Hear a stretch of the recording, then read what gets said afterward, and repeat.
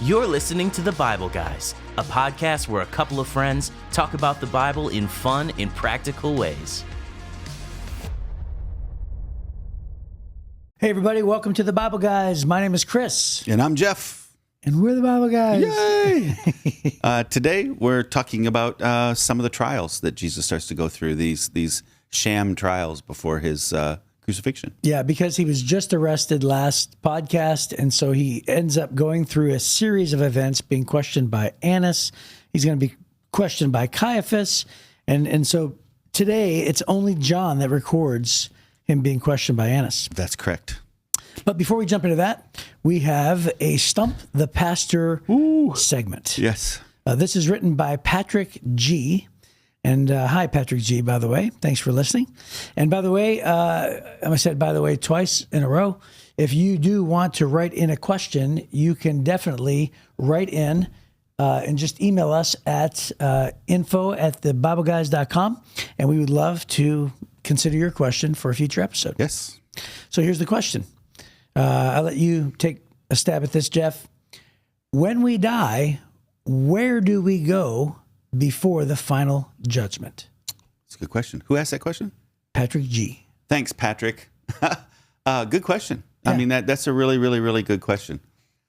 Specifically, what we know is Hebrews chapter 9 tells us it's appointed unto man once to die, and after this, the judgment. Mm-hmm. Right? So we live. After we die, we all have an appointment with death. Turns out life is 100% terminal. And so you have to prepare for that. Yeah. So we have to prepare for that. And then we will stand in judgment before God someday. Mm-hmm. The judgment we know, according to what Paul writes in Thessalonians and Corinthians and what the book of Revelation tells us in other passages, the judgment is a moment. It's a time at the end of all time, right? It's this event. Let me say it that way, not a moment, but this event at the end of time. And when this world has been destroyed, when everything is done and Jesus comes back as a victor. So that'll be the judgment. Jesus talks about that in Matthew chapter 25, as well as other places. So judgment is coming for all of us. While we're living on this earth, we have an appointment. We will die someday, and then we will go stand before judgment. Jesus said, we've just recently read this, I go to prepare a place for you. So historically, Orthodox Christianity would say that place that Jesus went to build for us is the place that we go to while we are waiting for Christians, while we're waiting for the final judgment. Then Orthodox Christianity would say, for those who are not believers, have rejected Christ, they will go to hell and wait for the judgment. That seems to work. That's fine. But the reality is, 2 Corinthians tells us to be absent from the body is to be present with the Lord. Mm-hmm. Hebrews says basically the same thing. To be absent from the body is to be present with the Lord. So I think that Christians go where God is, right? That's it. But we do know at the very end, when it's all done, when that judgment is done and he's separated the sheep from the goats, then the Bible says that he makes a new heaven and a new earth. He literally says, behold, I make everything new. There's a new heaven and a new earth. And the New Jerusalem, which is what you and I would think of as that place Jesus went to build for us, comes down and blends in with his new creation, right? And then we spend eternity on this new heaven and earth together. Where the spiritual blends with the physical. Right, which is what I believe originally is what was in the garden to begin with. He's just taking us back to the garden is what he's doing. So where do we go? We go with God as Christians. If we're lost, we go to hell is what I believe. There's different views on those things, but that's what Orthodox Christianity would say. Yeah, so wherever God is, that's really the only indicator. Mm-hmm. That verse in Corinthians, to be absent from the body, which by the way I quote at every single funeral, is to be present with the Lord. Mm-hmm. So we just know we're in God's presence.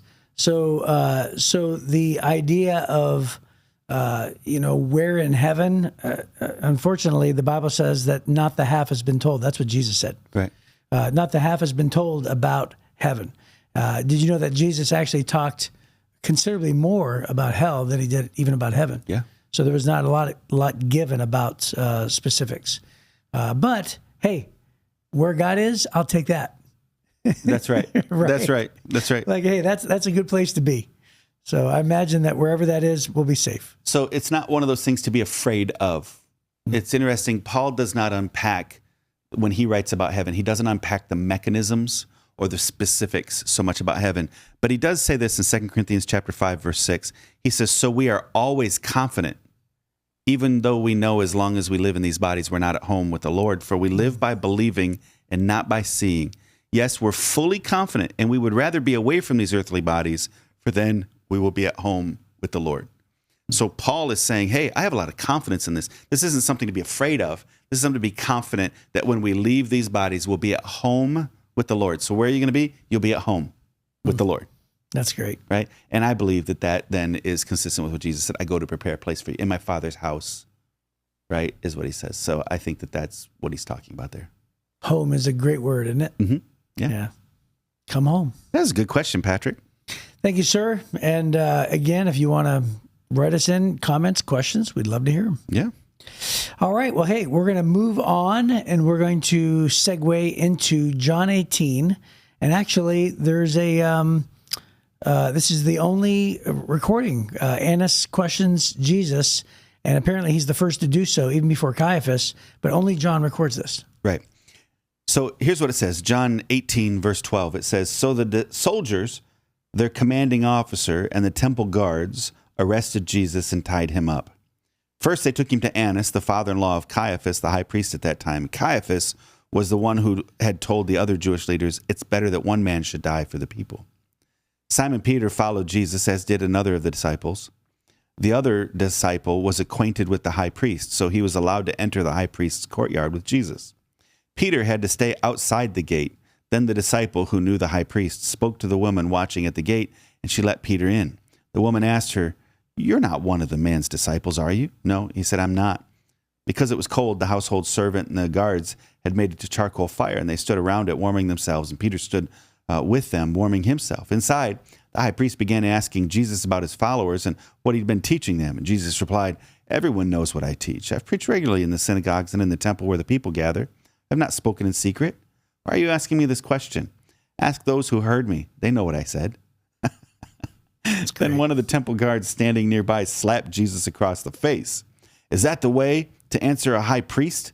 He demanded. Jesus replied, if I said anything wrong, you must prove it. But if I'm speaking the truth, why are you beating me? Then Annas bound Jesus and sent him to Caiaphas, the high priest. So there you go. That's it. Well, Jesus answers well to any question. Always in a difficult scenario. Yeah. And so, he just has a way of responding that is just really not going to get him. I mean, it's obviously going to get him in trouble. He gets slapped across the face. Yes, right? he does. Yep. But in terms of like violating or not saying anything that's not true. And of course, he points it out. He says, hey, if I said anything wrong, you must prove it. Yeah. I'm speaking the truth. Why are you beating me? And so it almost seems like then Ananias has no choice but to say, I don't know what to do with this guy. Yeah. So he bounds him up and sends him to Caiaphas. So I think it's super interesting that it says the group that came to arrest Jesus was the soldiers, the Roman soldiers, a contingent, it said, a commanding officer. So this is a big deal. This isn't just a few soldiers, hey, go round up Jesus. This is a group that needed a commanding officer and temple guards. Right. So you've got two groups of military level people coming in to get Jesus, but they don't take him to the high priest. They take him first to Annas, who is a former high priest. Yeah. And he would have probably had still a lot of power. Well, he's probably the one pulling the strings, right? He's probably the one who worked it out to get Jesus arrested, because that's why they brought him there first. Also, there may have been a little bit of, Caiaphas and the other priests covering their own rear ends a little bit. Right. In that, if it doesn't work out, well, Annas did it. It wasn't us. But I think there's a lot of power here. So both Annas and Caiaphas had been high priests. Here's what the note says. Annas was Israel's high priest from AD 6 to AD 15 when he was deposed by Roman rulers. Caiaphas, Annas' son-in-law, was appointed high priest from AD 18 through 36 or 37. According to Jewish law, the office of high priest was held for life. So many Jews, therefore, still considered Annas the high priest and still called him by that title. But although Annas retained much authority among the Jews, Caiaphas made the final decisions. And then, it goes on and talks about how they clearly cared more about their positions. But it may have been that Annas was the one pulling the strings for his son-in-law. It may have been the fact that they were trying to let Annas be the one that was going to deflect any pressure in case they got in trouble from the Romans. He'd already been in trouble from the Romans. Or it could have been that he was the one who set all this up to hand him over to Caiaphas so Caiaphas could make the final decision. Yeah. Right? Well, there's a little sort of a chart here in the Life Application Study Bible that talks about the events of Jesus' trial. And so it says that he first goes to Annas, who's the powerful ex-high priest, as found in the book of John. And then what we're about to talk about tomorrow is that he goes from there to, he has a trial before Caiaphas, who's the ruling high priest. And then after that, it's a trial before the high council or the Sanhedrin, which is sort of like the supreme court of the religious leaders. Right. And then he has a trial before Pilate, who's the Roman governor. He's the highest Roman authority in that area. And then he has a trial before Herod, who's the ruler of the entire region of Galilee. Right. And then he goes back to Pilate because Herod wants to send him back and say, this is not my problem, and sends him back to Pilate, who eventually gives Jesus the sentence. Right. And so that is really just a series of events. And keep in mind that they're trying to rush this through before the Sabbath. And so this is just a first step in a long process that Jesus is going to go through for the night. And it doesn't say how long that he was there in front of Annas, but we probably know that it wasn't that long because of everything that has to happen in these, that certain amount of time. That's right. Right. Yeah. So I do like the fact that it says Simon Peter followed Jesus, as did another of the disciples, and the other disciple was acquainted with the high priest. And in John, whenever he talks about the other disciple, he's referring to himself. Mm-hmm. So I like the fact that John includes that, and he says that he was able to enter into the high priest's courtyard with Jesus. Now, you had talked about this earlier. Yeah. What are your thoughts on that? Like, why was he able to enter in? So there's some indication that perhaps a couple things. Remember we talked about this. Perhaps James and John were Jesus' cousins. Mm-hmm. It may have been that that John and James's parents, probably his mother, would have been related to priests, maybe from a priestly family. And so in that case, then, if maybe Zebedee could have been a priest for all we know, because the priests didn't work full-time as priests except the high priests and the top leaders. The rest of them worked in shifts for a certain amount of time per year. It was drawn by lots, and you'd work for a month or a couple of months, maybe 3 months as a priest, and the rest of the time you just farmed your farm and you fished your fish and did your thing. So it may have been that, but there's some indication perhaps that John did have access, but it would have been through his parents. And so Caiaphas might have looked at, Annas here and Caiaphas may have looked at this opportunity to let John in to see this is what happens to people like Jesus, right? It could have been that they were being peaceful with him to be able to make an example out of Jesus and say, hey, we don't go against the family business. We don't go against this system. This is the system, and this is what happens to these bad guys, right? And so that's probably how John got in. Yeah.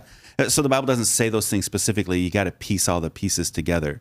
But Mary's sister may have been, one of Mary's sisters may have been the mother of James and John. Yeah. So it's really interesting. Well, so Peter isn't going to deny Jesus for a couple more episodes here. He denies him one time right here. No, I'm not one of the disciples. The woman asked Peter, "You're not one of the disciples." Oh yeah, that's right. He does deny him. Yeah. But this isn't the 3 times. This isn't the 3 times before the rooster crows twice. That's found in Matthew 26. Right. This is the first time. It just doesn't cover the other ones. Okay, so this is one of the 3 times. Yeah. Because he's out in the courtyard, he's by the fire, and he's waiting outside for Jesus. Yeah. So Peter doesn't go in. Yeah. He's outside. Well, I got to tell you, I can't even imagine what the disciples were thinking and feeling, and so many times when we're in the moment, I think that sometimes we always wonder how we're going to fare. We always wonder how we're going to do under pressure or in persecution or, when the rubber meets the road. I have a really good friend who is struggling with their faith, and they're a super Christian and been a Christian their whole lives, but really struggling with circumstances and things. And I think that, we have to allow ourselves the humanity of doubting, of being afraid, of running, of denying even. We have to allow ourselves that because, again, it's just part of humanity. When Peter is in the garden, he's pulling out a sword because he's like, hey, do you know who I'm standing next to? This is Jesus. Right. But then he sees Jesus arrested and then Jesus not fighting back. He sees Jesus getting taken off. And I'm sure that was probably something where Peter, was like, what is happening here, right? And so that now he's under extreme, duress, and Jesus is getting questioned, and so Peter probably would have never predicted that he would deny his Savior. So anyway, all that to say, like, aren't there times in your life? Hasn't there been a time where things have gotten so bad where, just like John the Baptist, right? He's in prison. He's about to get his head chopped off. And he doesn't say, come save me. What does he do? He sends messengers to Jesus saying, could you just remind me and just tell me you are the Christ, right? Because if I'm going to give my life, I just want to hear it one last time that you are who you say you are. Even though he spent his entire life proclaiming Jesus, paving the way for the Messiah. And here's Peter, the same thing, the greatest of disciples apparently. And yet, here he is cowering by a bonfire. So anyway, all that to say, we just have to not be too hard on ourselves, because when the rubber meets the road and life gets really, really tough, I think that it's okay to, allow ourselves a little bit of humanity. That's what I think. Yeah, certainly denying Christ wasn't okay. No. And Jesus, he has to be forgiven for it. Yeah, for right? sure. But yeah, I get what you're saying is, hey, if Peter struggled, it wouldn't be a surprise that we would struggle too. Yeah, Right, I just think that people just beat themselves up and they're like, I can't believe I didn't have faith in this moment, or I can't believe I doubted in this moment, or I'm going through a season right now where I have so many questions and I'm discouraged, I'm angry at God, and yeah, you're right. Those things aren't what God encourages at all. No, it wasn't acceptable at all. No, right. But what I'm saying is, he had to repent of it. We find comfort in the fact that everybody's human, is what I'm saying. The flip side of that is John didn't do it. Right. In all fairness. Yeah. So the flip side. So we can't just say, oh, all the disciples ran. Not all of them did. So they all ran away from the arrest, but they followed Jesus, and John gets Peter into the courtyard, but Peter stops there, and John decided to keep sticking with Jesus. John went with Jesus. John goes all the way to the crucifixion. He's the only one mentioned at the crucifixion, is John with Mary, right? So I think when you stick with Jesus, regardless, you're not going to deny him. It's when you stop and go, no, the courtyard's fine. I don't want to go any further. It's getting too scary. I think that's when you wind up failing and you make those, you screw up. It's the other side of the story is the other disciple went on and he didn't deny Jesus. He was standing right there. Well, right? There's something about that too. And Jesus actually said, "Behold, thy son," right? Yeah. And behold your mother, and that was to John at the crucifixion. At the crucifixion. Yeah. So we don't see Jesus or John really leaving Jesus through the. We don't see him with him all the time here. Yeah. But we never see a time when John leaves Jesus in this area, and so John doesn't deny Jesus because he stays close to Jesus, and I think that would be it. In the same thing where Peter stopped looking at Jesus and started looking at the waves and sinks. This is a habit for Peter, right? A little bit. It's a thing that eventually Peter overcomes. Peter talks about persevering later on in his writings, right? And he talks about sticking with it. And it doesn't matter the kind of person. It's amazing. Of all the people who write, Peter writes more in the short books about facing persecution and sticking with it anyways than I think Paul does almost, even though he only wrote the 2 little books. And I think that it's a thing Peter learned over a long period of time in his ministry, that this was a struggle for him, that he was a tough guy, going to cut somebody's ear off with a sword and then run And then he'd get nervous and it'd be strong, weak, strong, weak. And then by the time you read him as an old man, he's like, hey, don't be surprised when persecution comes, and it's going to be okay. Jesus is going to bring us through. Persevere to the end. And then he does, and he's crucified for Christ. So we know that this is a character thing that he apparently worked on and developed it, as opposed to John just walking in and going, hey, that's not my issue. John had his own issues, but this was one of those things. So I think in this story, what we wanted to be is we want to be John. We don't want to be Peter. Well, for sure. Yeah. And all I was trying to point out is that we've all been Peter, right? A lot of us, I would say in small ways, we've all been Peter, right? Sure. Mm-hmm. But in large ways, right? There's crises of faith that happen. And I would just say, even the best of us get to that point. So yeah, it's not okay. It's not excused, but we sin, and then God forgives us. And sometimes I think that people have a tendency to beat themselves up, and they don't forgive themselves. They don't allow themselves for humanity. It's like there are times when we're going to fall, and those times are not good. But God is going to, forgive us and restore us, and He's definitely going to treat us exactly like Jesus treated Peter, as we're about to read, in the next upcoming episodes. So, well, hey, that's a great discussion right there. So looks like it's our time. So we will pick up tomorrow, and we'll see you then on the Bible Guys.